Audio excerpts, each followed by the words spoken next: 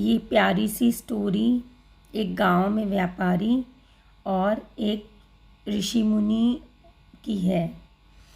वो अपने व्यवहार से कैसे लोगों को करता था, आचरण उसका कैसा था, इसके बारे में ये स्टोरी है।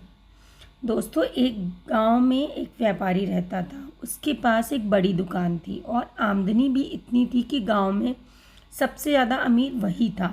हर आदमी उससे अच्छे से बात करता था, वह लोगों की मदद भी करता था। एक दिन रात मेहनत कर कर बाकी समय में पूजा पाठ भी करता था और लोगों की बहुत इज्जत भी करता था। उस व्यापारी की एक बुरी आदत थी, वह जल्दी गुस्से में आकर लोगों से बुरा भला कह देता था, जिससे गांव के लोग उससे नाराज़ रहते थे। जब वह नाराज़ लोगों को मनाने जाता था तो वो लोग नहीं मानते थे और उससे गुस्सा आता था, वह और बुरा भला कह देता था और फिर बाद में व्यापारी को बहुत बुरा लगता थी कि हमने ऐसा क्यों बोला। एक बार गांव में एक बहुत बड़े ज्ञानी आए। कुछ दिनों तक गांव में रुके और उन्होंने बहुत सारे कार्यक्रम वहाँ पे किए, लोगों को बहुत ज्ञान दिया। दूर दूर तक लोग उनसे मिलने आते थे क्योंकि उनका चर्चा था वहाँ पर। जब यह बात व्यापारी तक पहुँची तो वो भी सोचा कि चलो हम भी ज्ञानी से मिलने जाते हैं।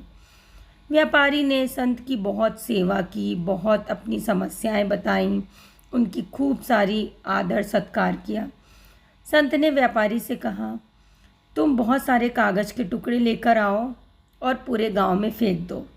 इसके बाद तुम मेरे पास आना और फिर मैं तुमको उसका राज बताऊंगा। व्यापारी सोचने लगा कि संत ने मुझसे ये बात क्यों कही और मुझे ऐसा क्यों बोला। व्यापारी सोचता रहा और दिन भर वो कागज़ के छोटे छोटे टुकड़े करने लगा और उसको जाकर पूरे गांव में फेंक दिया। और फिर वो घर पहुंच गया और अगले दिन सुबह वह संत के पास पहुंच गया। संत उस व्यापारी से कहते हैं, तुम्हारी समस्या का समाधान इस कागज़ के टुकड़े में ही मिल जाएगा और मैं जो तुमको बोलूँगा वो तुम करना। तुमको इस कागज़ के टुकड़े का मैं चमत्कार दिखाता हूँ। तुम जाकर उन सभी कागज़ को टुकड़ों कर इकट्ठा कर लेकर आओ जहाँ पे तुमने कल उनको फेंका था।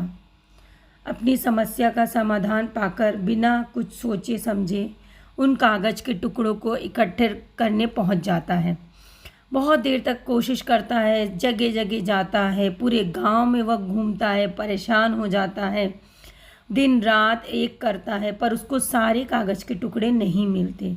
वह दौड़कर संत के पास जाता है, कहता है, महाराज, आपने मुझे जो काम दिया था वो तो असंभव काम है, वो तो मैं चाहकर भी नहीं कर सकता हूँ।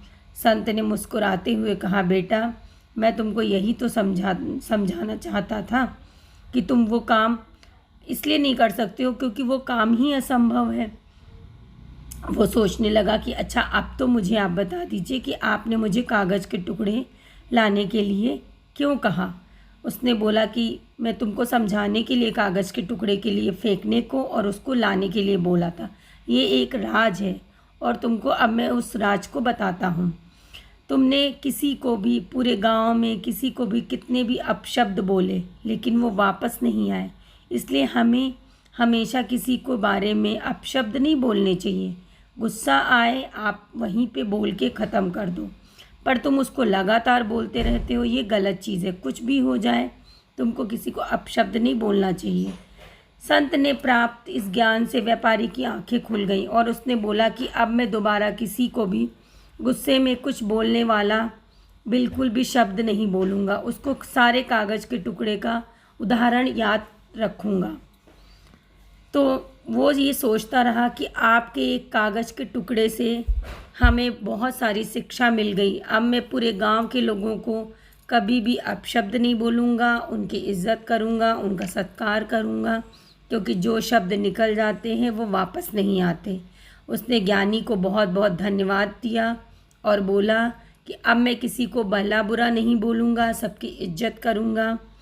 इसी तरह उसको बहुत अच्छे से समझ में आ गया कि एक कागज़ का टुकड़ा भी उठाना मुश्किल है, ऐसे किसी को कहे हुए शब्द दोबारा वापस आना भी बहुत मुश्किल हो जाता है। इसीलिए हमको जहाँ तक हो किसी को अपशब्द नहीं बोलने चाहिए।